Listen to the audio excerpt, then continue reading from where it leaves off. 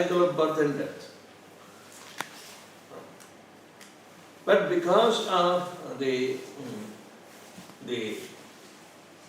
modes that they have adapted, and due to that the classification has been put.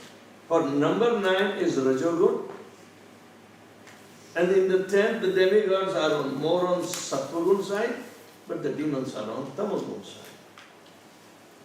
So ultimate controller is the gunas, embody the conception of life. Right? So we see number 9 is passionate. Rajo adhika karma para dukkhe cha sumukhamanina. This is the psychology of human being. Rajo adhika. This is explained in 3rd canto of Śrīmad Bhāgavatam by Maitreya Muni to Vidurji, when he describes all 10 different creations that Brahma did it. Right? This is called Visarga. So, in the creation of human being, he added more Rajogun. So, Rajo adhika, adhika means more, and karma para, hyperactive. Our children are very hyperactive, but they are controlled. That's good. Some more of goodness. Alright? We have to surmount the base mode of passion and ignorance. Then and then we can become devotees. Got it? Alright. Otherwise, either we slide down to the demoniac nature, or we rise up to divine nature, or the demigods. Alright? So, Dav Purusho Loke, Purusha Loka means the embodiment and higher species of life, like the number 9th and number 10th of the creation. Daivasura. In the same way, Kshara Akshara, Sampadayo, in Bhagavad Gita, Krishna defines that. The fallible and infallible. Right. But here the case is completely contradictory. It goes in a different tangent. It is not a straightforward equation for Vritrasura at least. Vritrasura was pure devotee, educated from Lord Shankarshan himself. Then, as a Chitraketu, he was allowed to rule the whole material world with all the enjoyments created by Mother Nature. Means he was surrounded by 3 modes. And he was allowed that you can go for bhoga because you are the king. You are supposed to be the final recipient of all the amenities, so the subject can become faithful to you and you can protect. So ultimately they can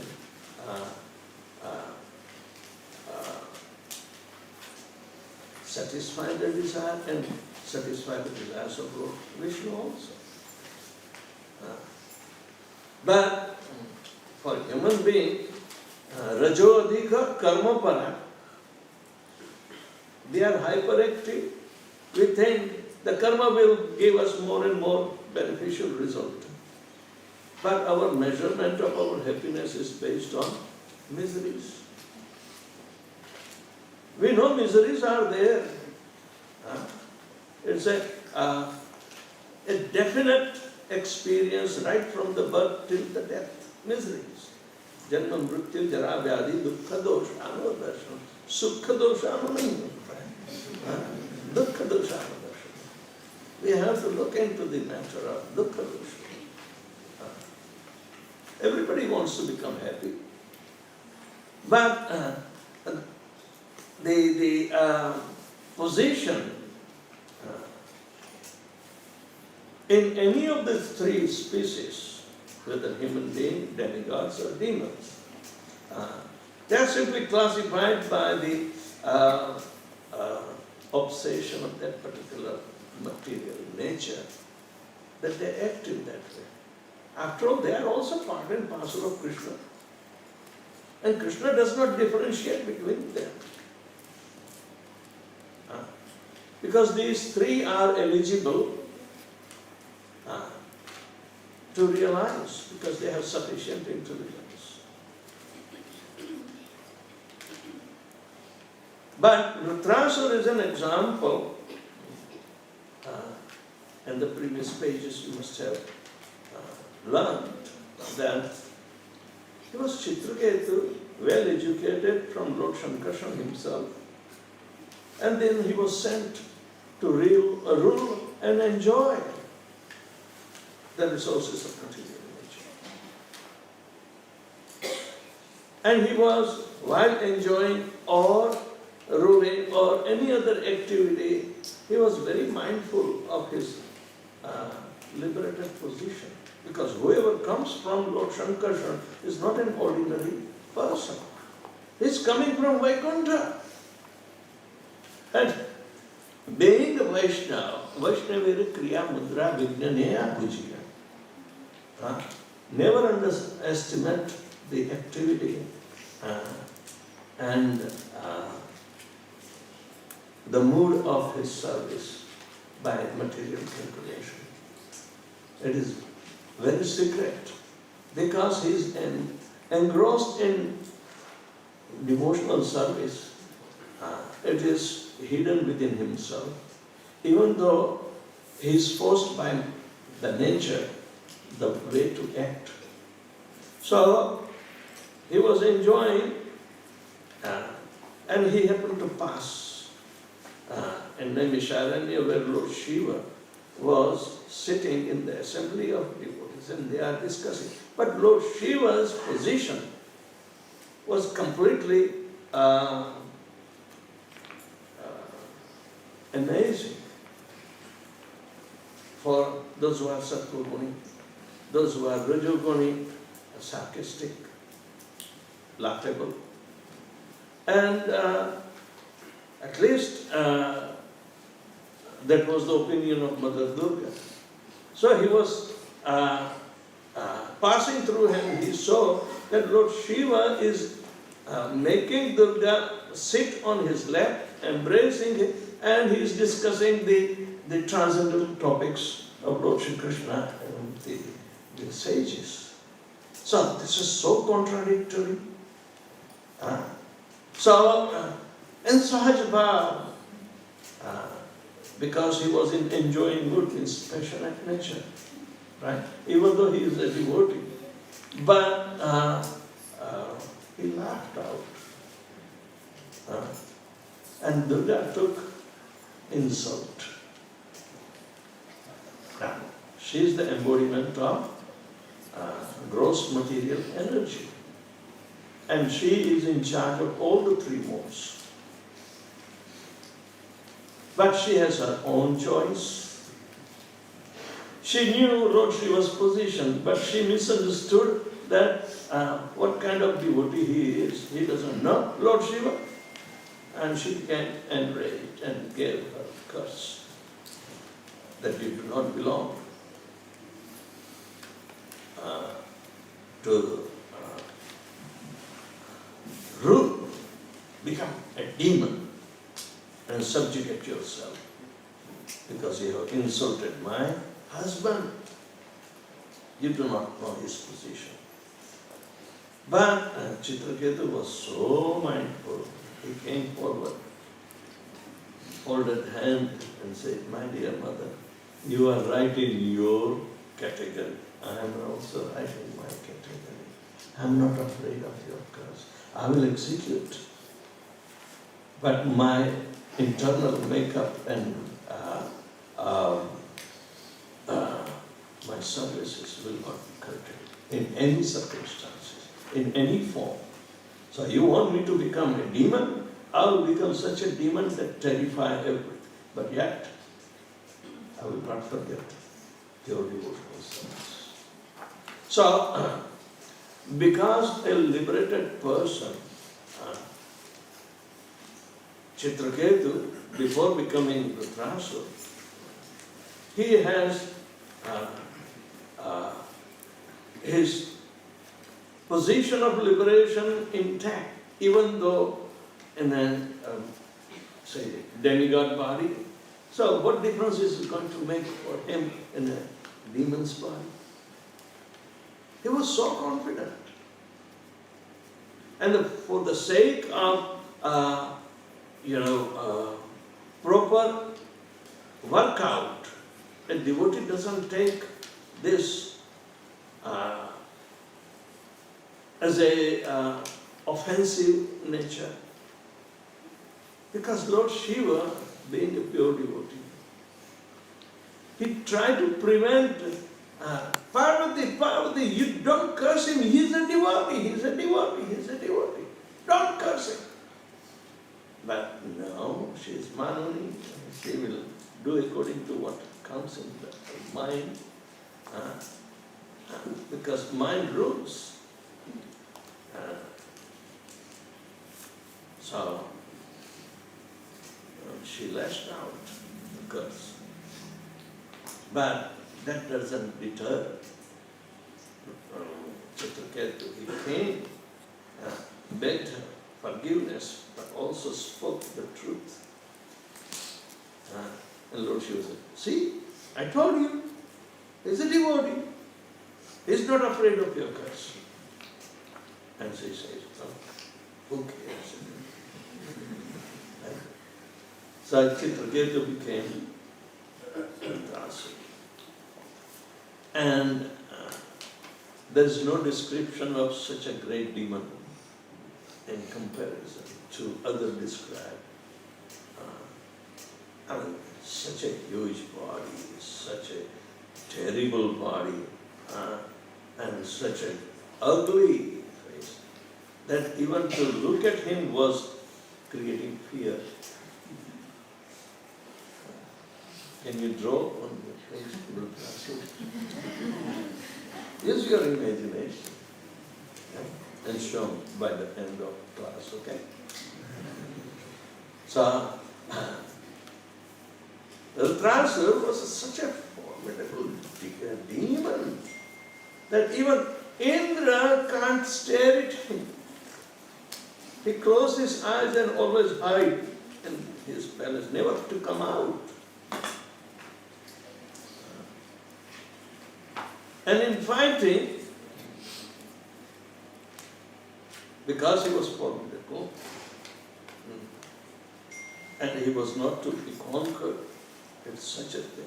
The demigods, by the mercy of grandfather Brahmaji, said, what should we do? Then they were advised, okay, go to Dadichi Muri, and you pray to him that he can give his bones to make Vajra. But terrifying situation was so much prevalent that begging for the bones from a great Rishi was tested. The demigods approached him. My dear Dadichi Muni, you are so great, you are this and that, and please can you give us your bones so we can make Vajra. But they forgot who inspired them to do this.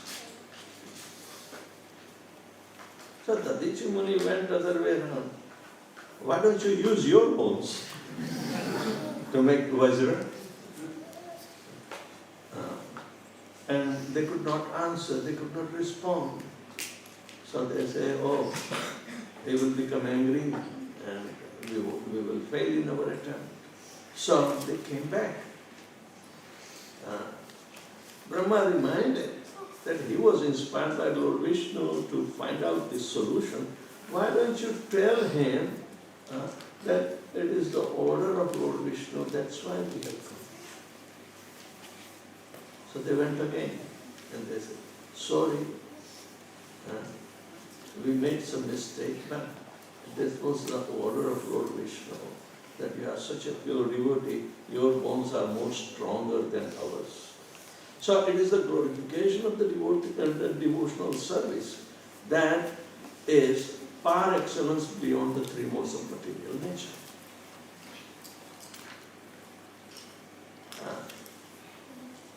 Prabhupada used to say that in this material nature, don't expect more of goodness. It's always contaminated with other three modes. There is no pure mode of goodness. If somebody tries to artificially, live as a gentleman, but sorry, he will not become successful. It's Kali Yuga, Baba. You can't cheat anybody else.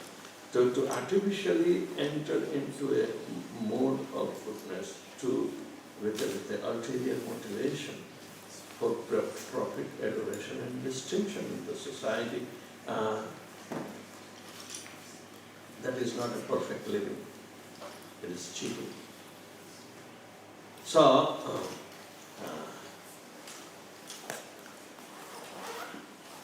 Indra was completely mesmerized, because Indra has also more of passion, so much so, even though he is a demigod, but he commits such mistake that no other people can do.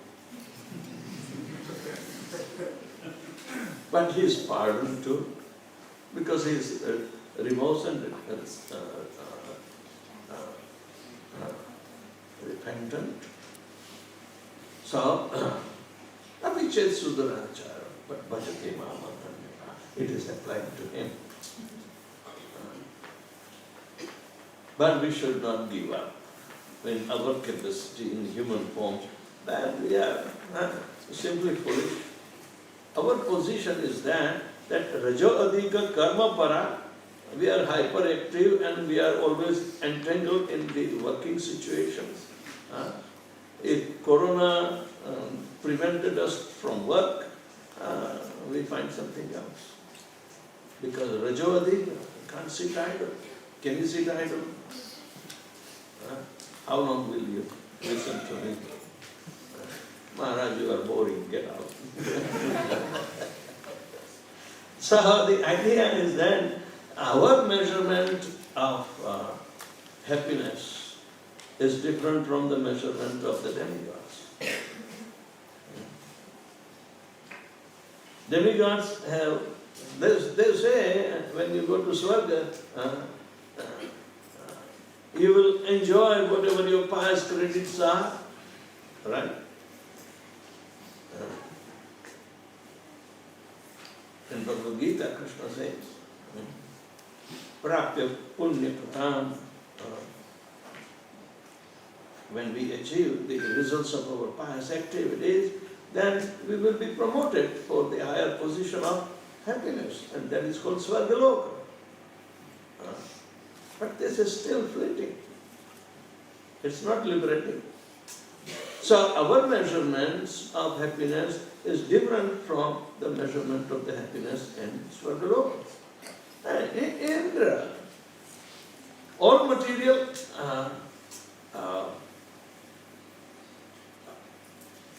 nature is at his disposal for his enjoyment. Apsara, even though Sachi Mata, she is pure, one of the satis, Indra's wife, Sachi, she is so pure, but yet Indra having apsaras in his courtyard. Besides that, he got his guru's wife defiled. So he was cursed appropriately. Okay. Have 1,000 vaginas all over your body. It's a shame. But he repents and begs forgiveness. So, Udara Charitana, the one who are liberal, everybody is striving for higher and higher status of consciousness. And in between, the siddhis and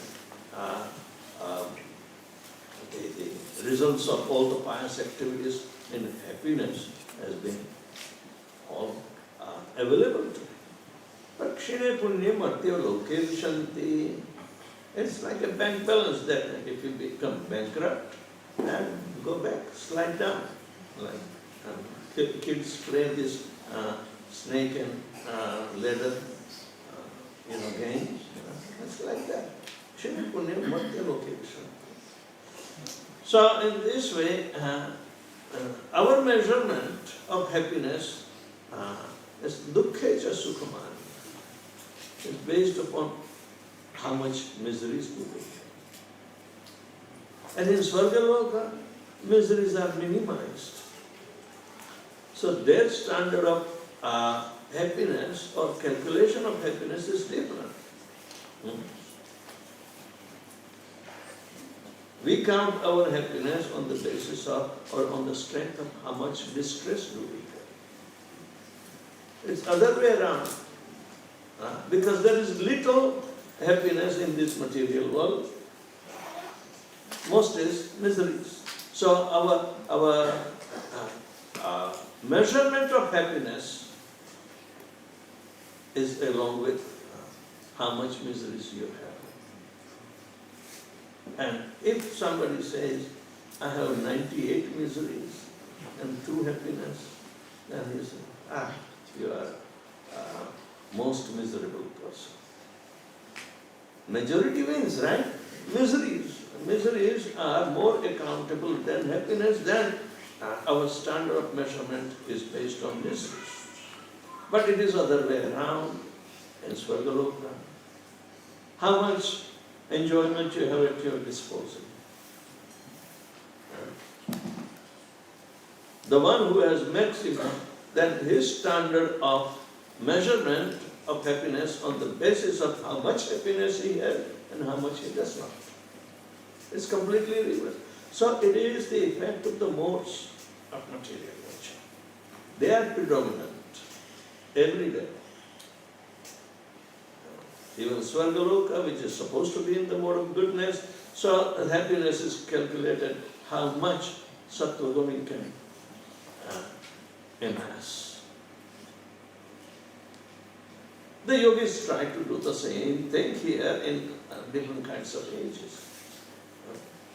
And we are also told Krishna will fulfill every desire if you chant Hare Krishna. Chant and be happy. So what is our standard of measurement of happiness? How much do you chant? Right? How many runs do you chant? 8 runs. Don't bluff. So that much happiness will be derived. But this nature of happiness is transcendental. It does not calculate on the basis of modes. But it's a very competitive, transcendental mode. And if we acquire in any condition, whether in the demigod condition or a demon conditions, will be like Rudrasur on a different tangent at all, then he would diminish the forces of demigods, and so much rampage he created that Indra was so much fearful of him.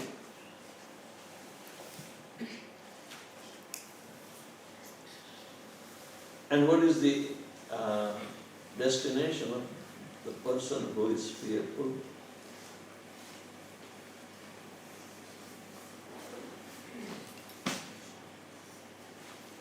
Death. You know, papabhama, right? Power that leads to death.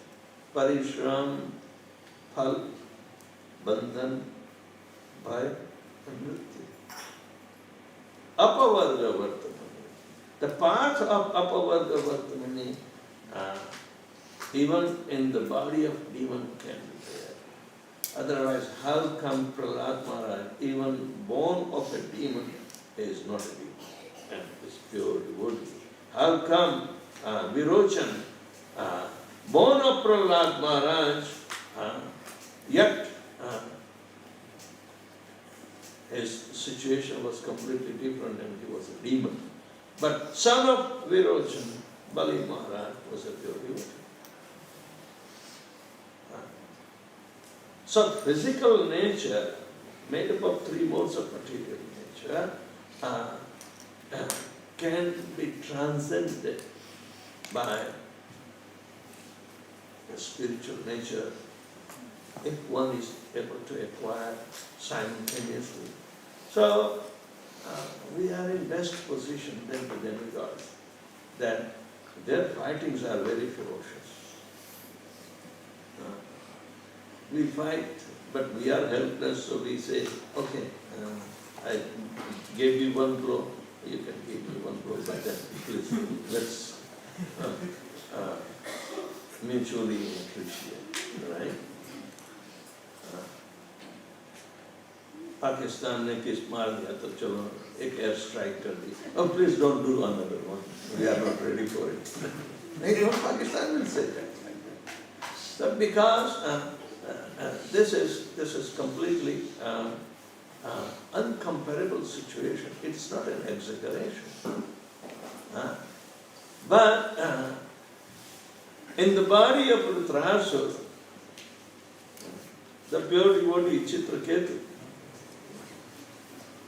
never forgot the transcendental position of a pure devotee. And Indra saw that, oh, that is terrible, I cannot meet him. He was becoming so much despondent.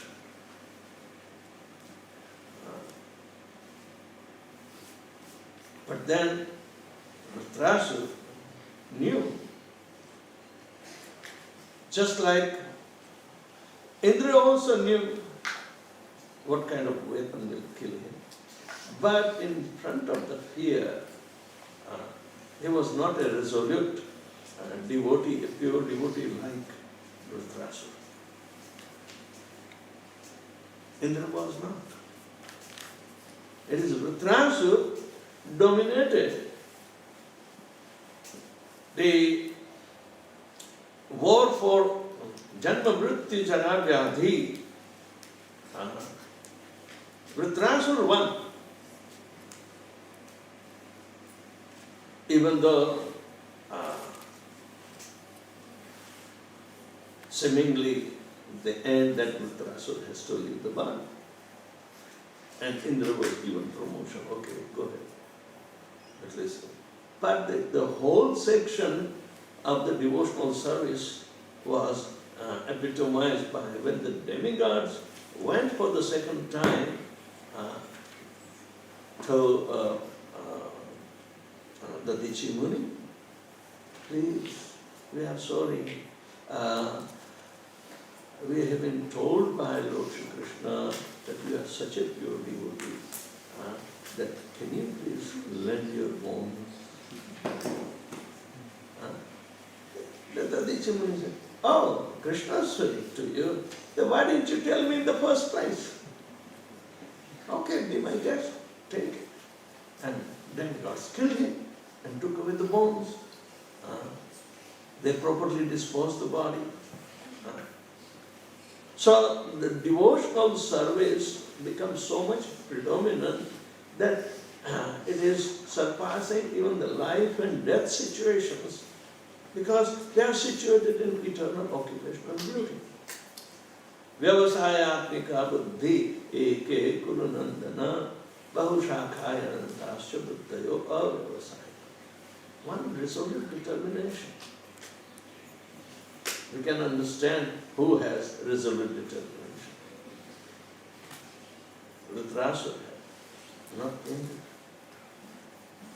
But still, Indra is required, his position is required in the management of Svargaloka, Brahma has to see. So he is devising. But in between such examples of pure devotion is coming. Dadichi Muni is pure. Alright? But that purity was in reference to Lord Krishna's order.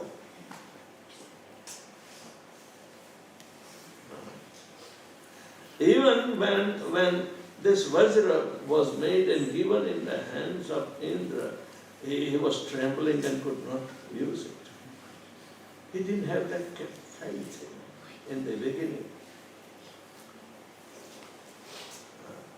He was given mantra also, but the terrifying situation in front of him about Vritrasura is unimaginable, that he can't focus his mind on the Lord Vishnu's words and instructions.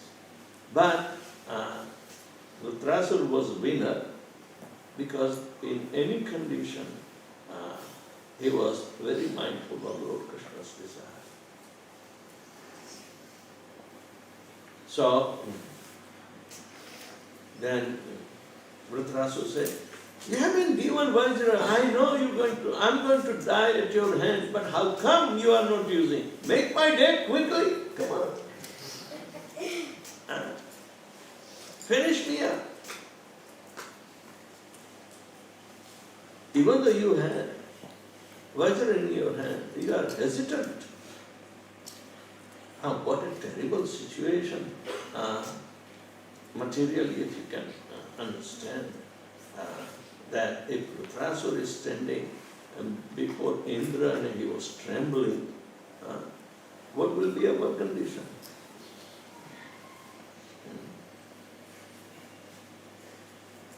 All the water will be evaporated.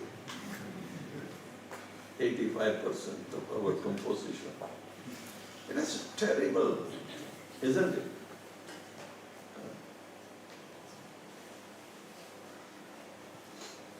Water comes out from our excretory system, and every pore of our skin is also part of that excretory system. We will completely dry up simply by seeing that kind of terrible body he has. So, we can understand devotional service surpasses the three modes of material nature and puts us into the transcendental nature, which is our eternal nature. Once we had that out of hate and different desires and Krishna, we easily became foolish to give up. So this is the appearance of Indra's day, when Vritrasura invites him, "Make my day, kill me. I know I'm going to die, but why you are hesitant to kill me? It won't be a sin occurred on you. You are a forgetful devotee. I am not forgetful. This is the only difference." And Indra said, "Oh my God, he's right, he's right." And then he gave us the strength upon invitation of Vritrasura. Vritrasura was a bhakta and he is teaching bhakti to Indra. So, if Indra has to face this kind of problem, and he is terrified, what to speak for us? At the last moment, we can also get trembled, like Ajanil was trembling in front of the Yamadutas. So always remember Krishna. Never forget him for a moment. Satatam smartavyam Vishnoho vismartavyam najati chit. And whatever meanings or things that we apply is just subservient to remembrance of things. So out of all the devotional service, every devotional aspect of Shravanam, Kirtanam, then Archanam, Pujanam, Vandanam, Dasyam, Sakhyam, it is only for Smaranam. It's only subservient to the Smaranam. What is that verse? Swami also quotes. Satatam smartavyam Vishnu vismartavyam na jatu chit sarva vidhi nishedasya etayor eva kinkara. Everything is subsidiary and subservient to the process of remembrance. Antakale chamame vasmaran vakale ram kaprayati madbhavam jati. And Indra comes to his senses, he appreciates. He appreciates. He became candy when his senses came together. But on the bodily conception, one's senses do not come together. So don't depend upon your physical status, because it's all affected by three modes of material nature. When we give up the body, we have to achieve this transcendental understanding so we can remember Lord Krishna, and then it can be taken care of. In between, we still remain new. We need to get liberated, then we will help others to get liberated, and then we can go both back home, back to God. So, the holy name and all the processes and all the progressive steps, they are perfect and they have to be achieved during our lifetime. That's an option. So we have to be very sincere in our approach. This is very, very important example in how to become victorious. So, I will stop here. Anybody has any questions, comments?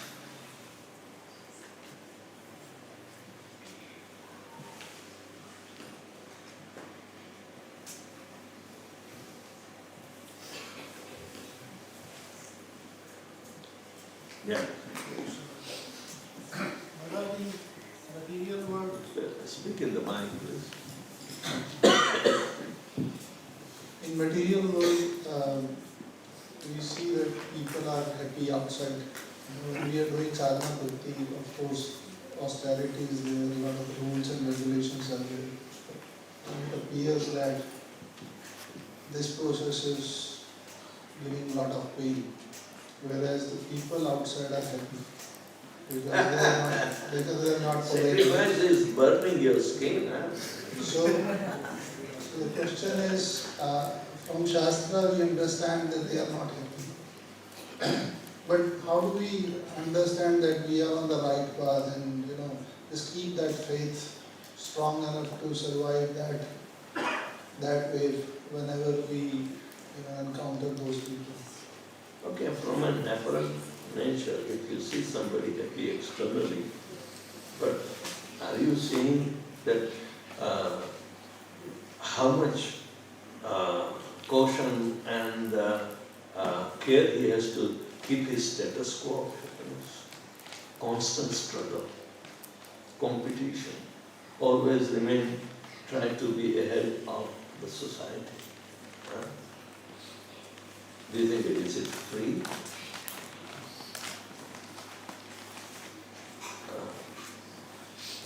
There are people who has everything at their disposal, and there is nobody to chastise them. And they created a society that, if we don't have chastisement, we feel so much miserable. So they create a society to get chastised. The peak of happiness is actually illusory and they fill some vacancies. If I have everything at my disposal, but I don't have to face any miseries, where is the joy? If you face some misery, because he did it before, to come up on the higher ranks, he has to take, and that kind of competitive mood would give him little ability and sense of satisfaction. That is called happiness. But once he reached the climax of material happiness, then he feels vacancy. Do you know what is that syndrome?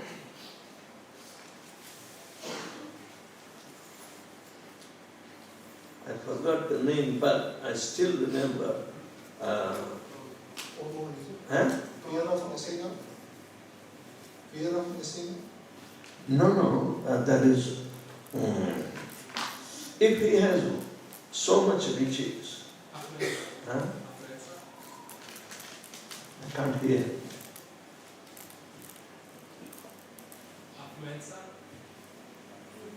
Appraisal. Oppression.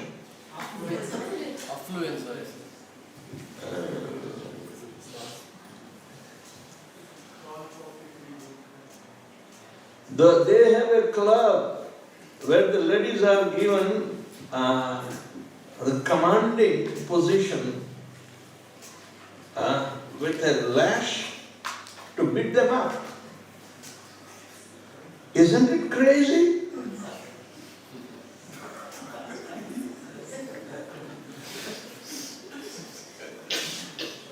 They have a club to get beaten up. Then they feel some satisfaction.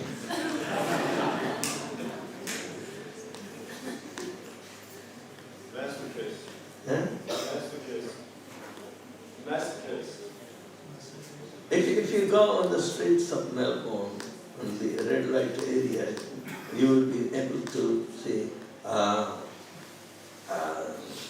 even they have a specific attire of black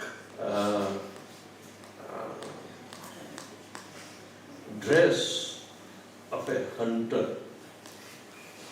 The ladies are dressed, but with a whip in their hand.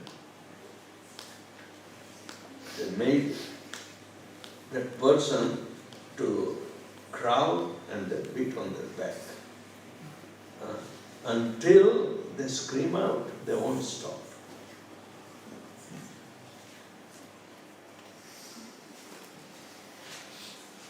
I forgot the first aphorism, but it is like matrix. The lies, they are similar words, tricks.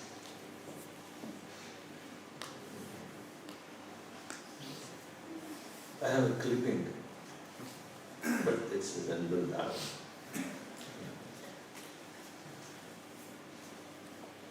If I call Love, she might tell me to pull out that, These articles have been published a long time back. I'm talking of early 90s, early this 21st century. Early. Today we are in 22, but still 20 years back. And that was a fancy of the richest people, not ordinary people. And those ladies are paid very high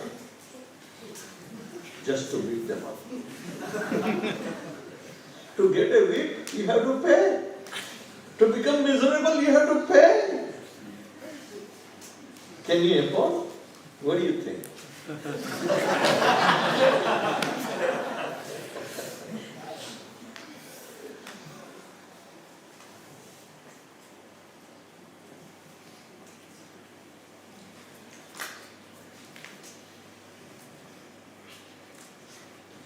You can can do Google search, you are intelligent.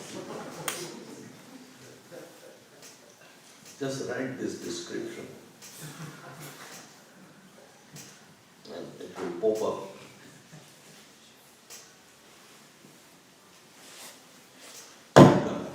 Happiness is a comparative thing. Just like what we think our happiness is, demigods have a different standard. The demons have different standard. But all these are, calculating their happiness according to the material sense perception of the three modes. The happiness derived in the transcendental process of chanting Hare Krishna is completely different. And it is not material happiness. This is everlasting. Chant and be happy. What a sutra! It condenses. You can speak for many days on the same thing.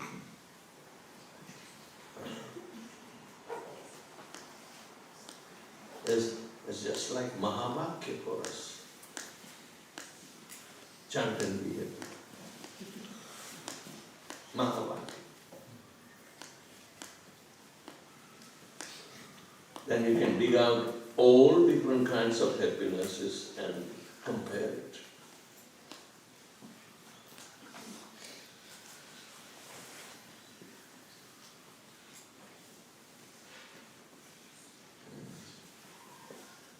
One more question from the start.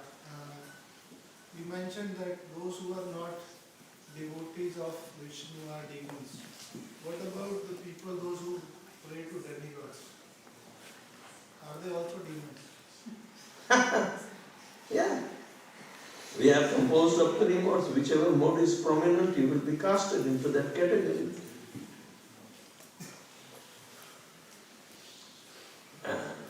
Ask your mother. If you are well behaved and obedient, mother will say, oh, he has come from the Devi Yoni. Or go to an astrologer. What are your predominant modes and affecting? At the time of marriage, you get it. देव योनि से आया है या आसुरिक योनि से आया है, कहाँ से आया है? Either two.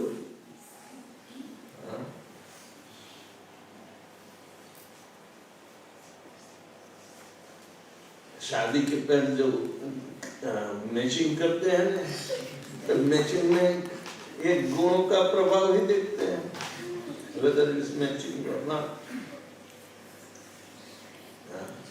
देव योनि, आसुरिक योनि, तमोगुण वहाँ ज्यादा होगा.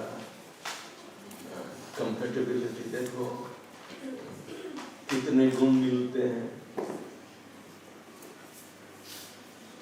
If it is 15 and above, okay, you pass.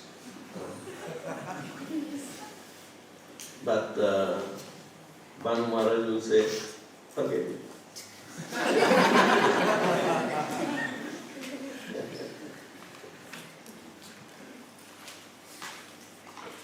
Ganeshwar Prabhu can say in detail, but Banu Maharaj would not go into detail. He would immediately give his verdict, forget it.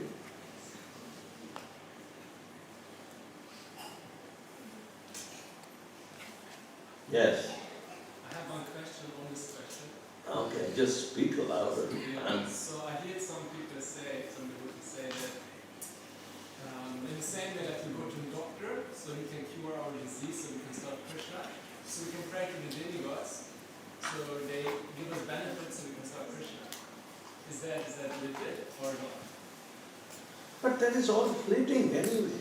Devotional service is not fleeting. It gives you permanent result. Sometimes, according to the planetary system and arrangement, they also influence on us. It's a fact. If you have your own mind, but the outside forces are also controlling. But Krishna is the master of all the mystics. If he comes, he has to arrange all the planetary system in favor of him. He changes the entire atmosphere. But you can't. We are subjugated. We are tiny jivas. But you have the same proclivity to imitate what Krishna wants to do.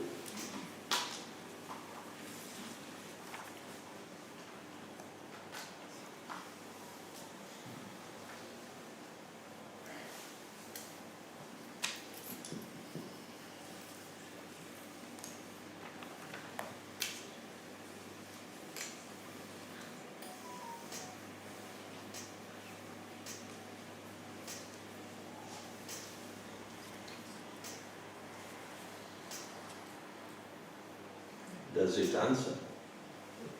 Yeah.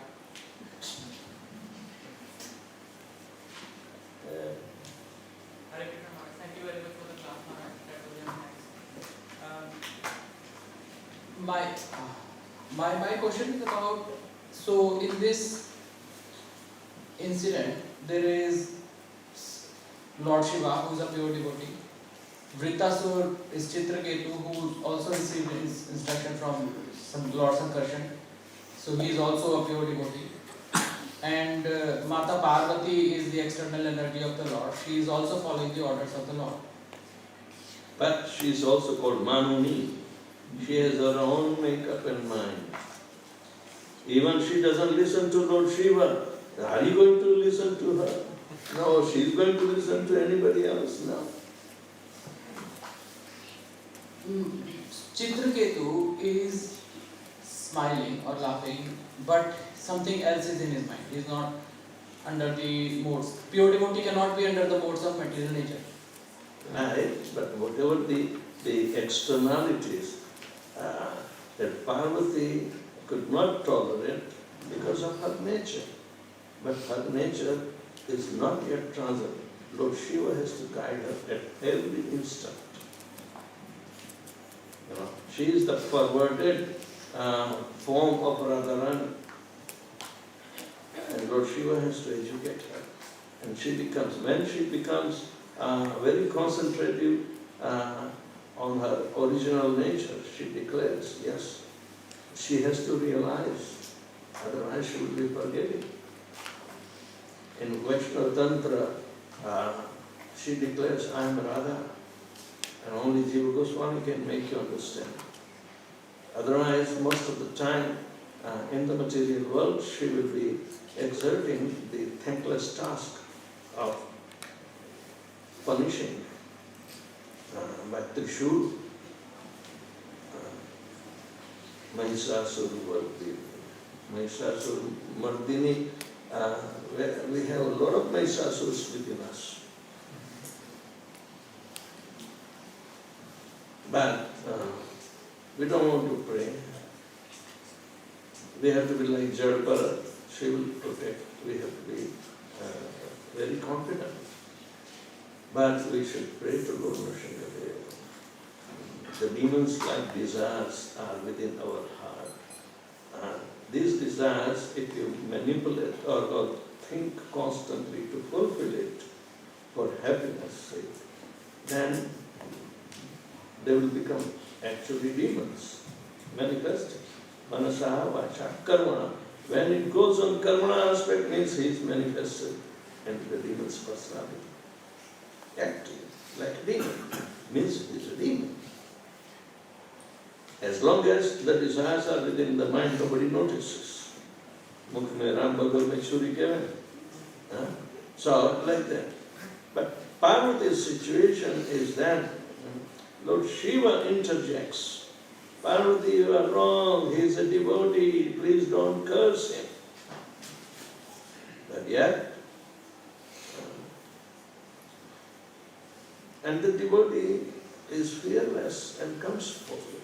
Mother, you are right in your position, I am right in my position.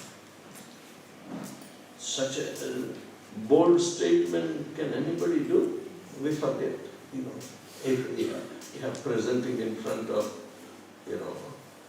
anybody, demigod or devotee. We are not confident. That confidence was a rare commodity that comes after liberation and proper instructions of Lord Shankarshan himself.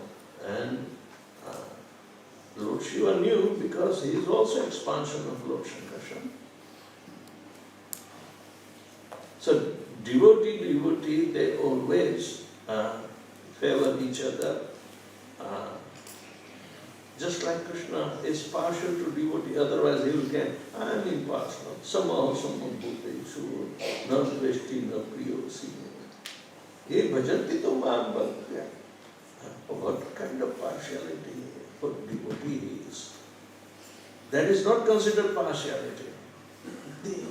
Devotees are my own. How can I do injustice to myself? That closeness Krishna has for his devotees. Otherwise, good or bad, who the hell cares? They are trying to keep the balance of the material world.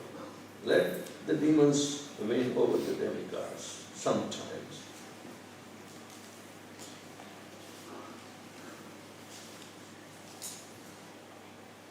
Yes.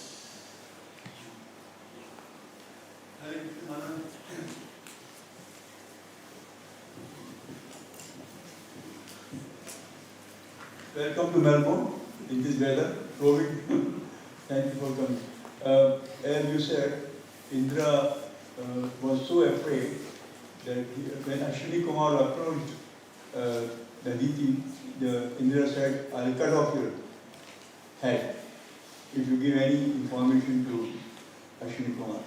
But Ashwini Kumar said, all right, we will replace. So Ashwini Kumar, are they expert or they are empowered to replace the head? Demigods are empowered, they themselves are living entities.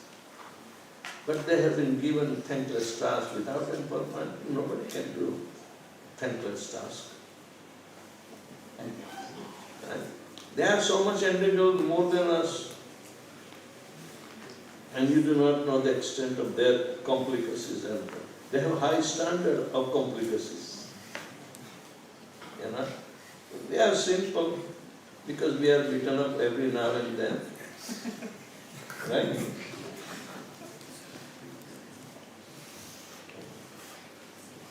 Krishna boli gela Maharji. Maya tare pashe tere jhapati azar. Our only crime that we forget Krishna and therefore Maya takes over and beats us. The word is dominatrix. Dominatrix is that business. You look for Google.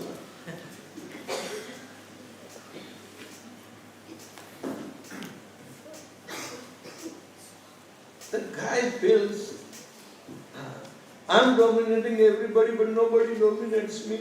It's incompleteness. Incompleteness. So let's open a club that somebody can play as a dominant figure.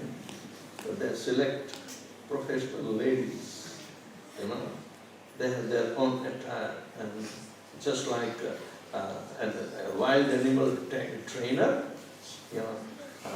she had whips in both her hands, and she can put her foot on that crowding idiot and beat him up. And he thinks, wow. Money talks, you want to get, you need to pay money to get beaten up. Watch out. In school, beating is free, right?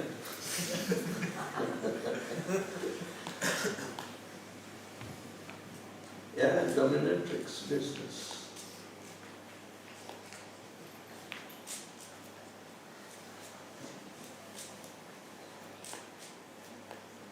Yes? Hare Krishna Guru Maharaj, thank you for the nice class.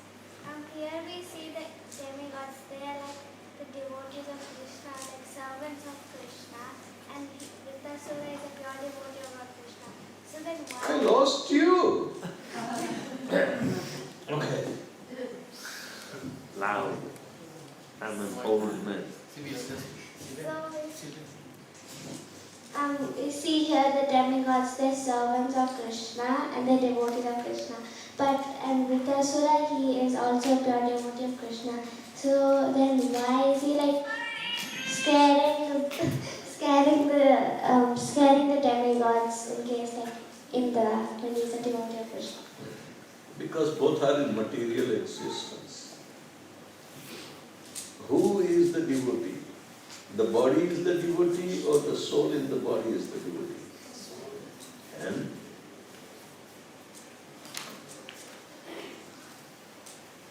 the soul has to act and make the body act in favor of Krishna. That is the responsibility. But if soul is forgetful, whether in a demigod body or demon's body, then everybody is supposed to be subservient to Lord Krishna, right? Because everybody is part and parcel of Krishna. And the function of part and parcel is to serve the whole. So, it's not that Krishna is favoring a person or disfavoring the other. Sometimes the demigods are losers.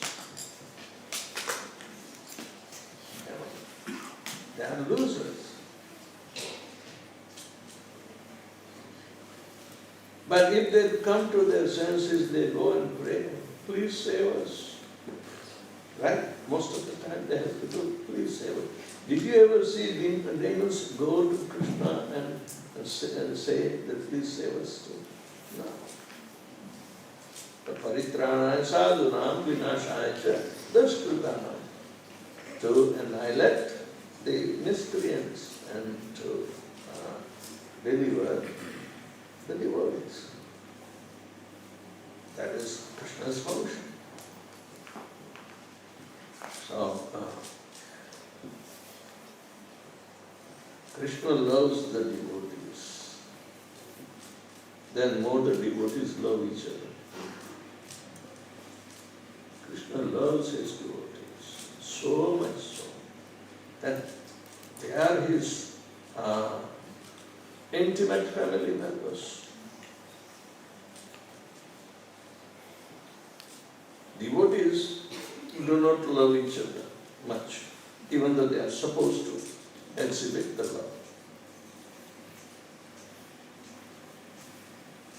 Krishna teaches, is available to his devotees.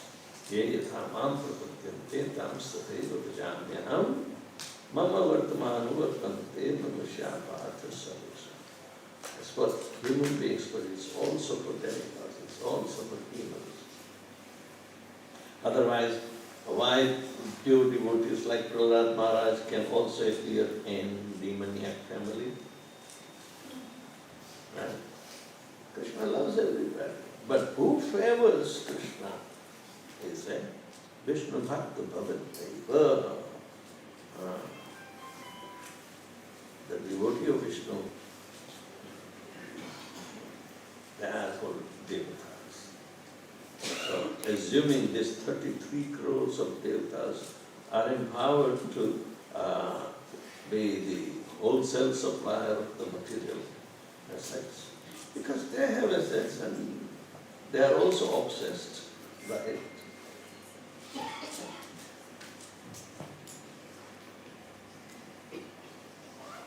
Krishna is, but he loves the devotees at any cost. So always remain a devotee.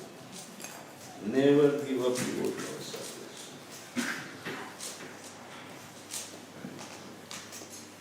Anything else?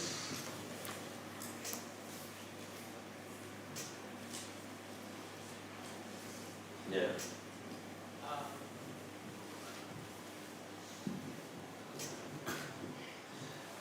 Maharaj, I couldn't complete my. I have still doubt.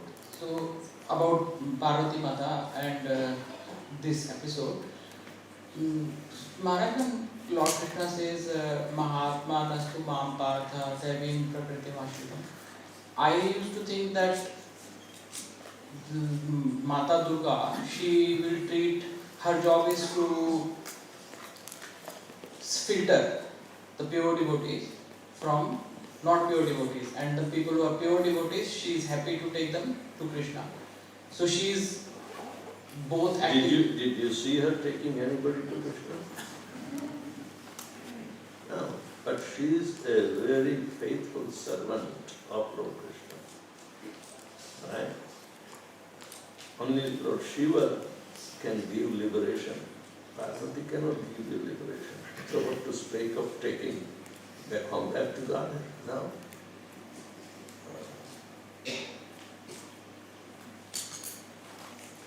Performing a thankless task. Even Yamaraj is also doing, punishing all the living entities. Right?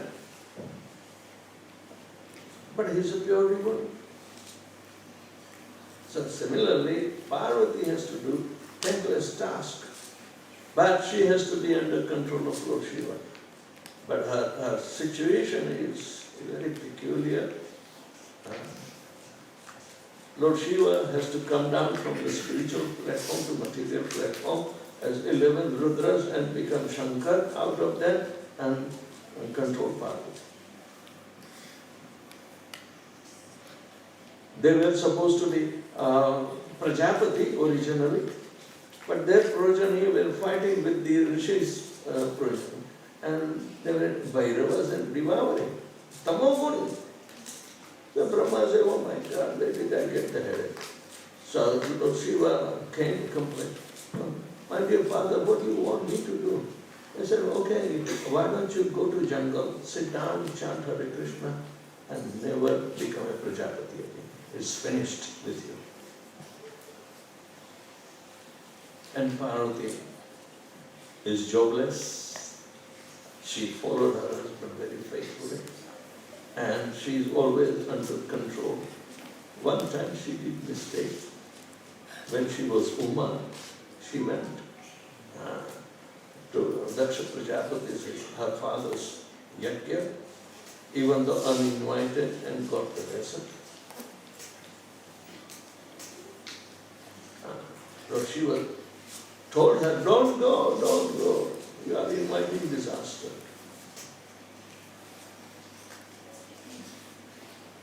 But she was so much obsessed. So she had to learn the hard way. Sometimes a devotee also learns very hard way. But the demigods also have to learn very hard way. Right? The Maya Jakshena Prakriti Suyate Sacharacharam Hetu Nanena Kaunte Jagadvi Parivartate. Her function is to carry out the order and make this material world parivartanshil, means always changing the position and come back to the same and again keep on rotating. Janma Mrityu is parivartanshil. Alright? Jaravyadi is also parivartanshil. All our life's stages are parivartanshil. And the big break in the parivartan is called reincarnation. But foolish thing is that yesterday we were talking about how many times you get reincarnated within this same body. Do you feel you are reincarnated 14 times in the same body? But material science will say yes. Every 7 years our cells are changed. Why aren't we changing? If the cells are changing, why we are not changing? We remain the same person. We can understand that in an apartment or a house we stay, it has to be upgraded every time. So the body has a natural proclivity, but the controls it and changes are occurring due to the influence of her nature. Is it also just like every cell is being born, grows, matures, produces byproduct, dwindles and disappears. Every cell is going through into 6 changes. So the body also goes into the 6 changes. But the soul doesn't go into 6 changes.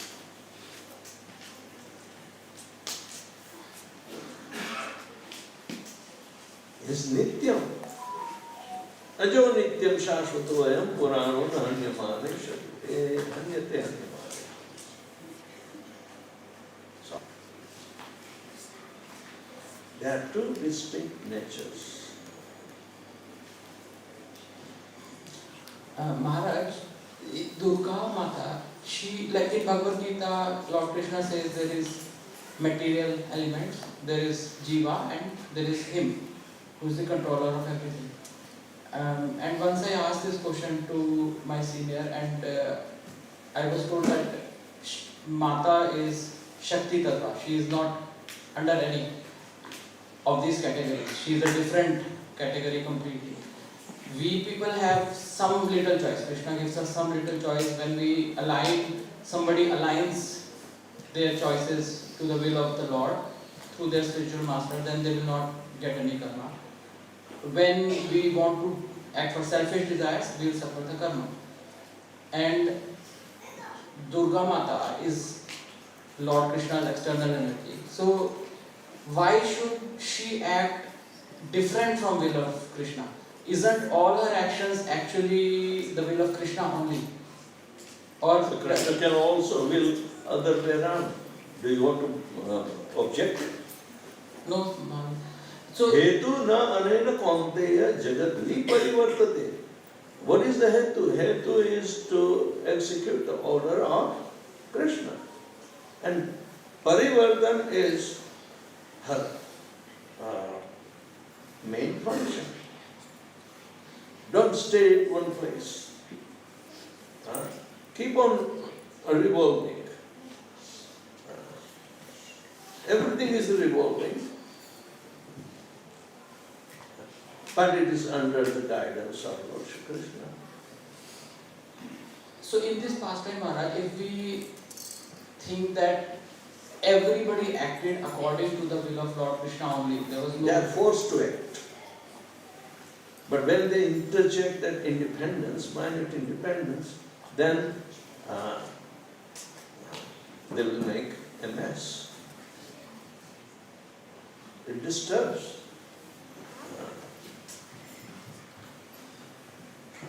Thank you very much, Maharaj. Now I am... Thank you very much.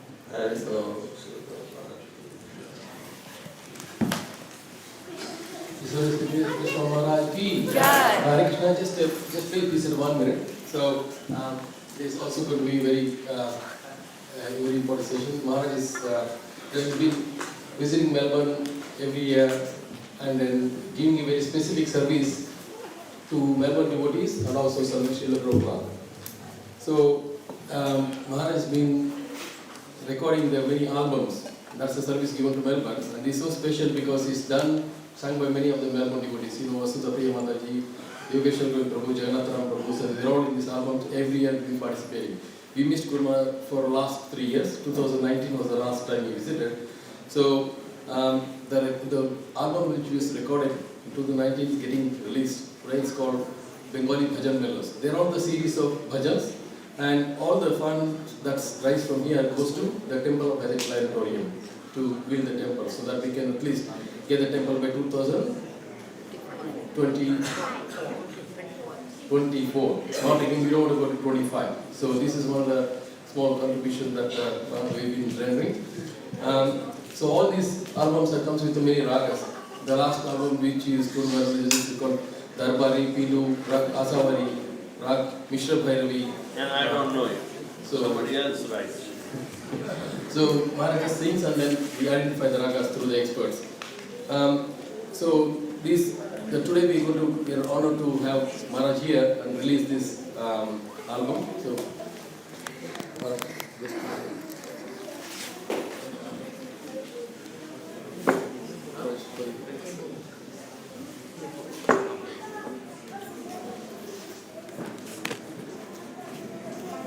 So totally there are about 5 albums been produced so far.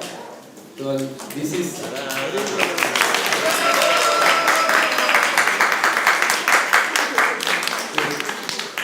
this music album is called Bengali Bhajan Mellows, and we also have the previous albums. The first 2 albums, unfortunately, we could not produce in the form of USBs. But later we found that because technology also started coming in the USB form, so that it can be, in this format we can play in the cars or anywhere. So the 5 albums are available for sale, and then